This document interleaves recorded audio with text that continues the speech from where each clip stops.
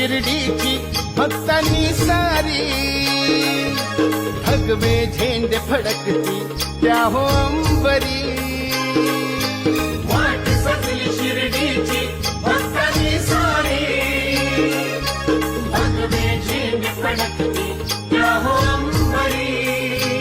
हो वाट सजली शिर्डीची भक्तांनी सारी, भगवे झेंडे फडकती त्या हो अंबरी. धाडलं बोलावून जणू साईन, ये म्हणाला तो पालखी घेऊन, गेली त्यानं आज्ञा मला.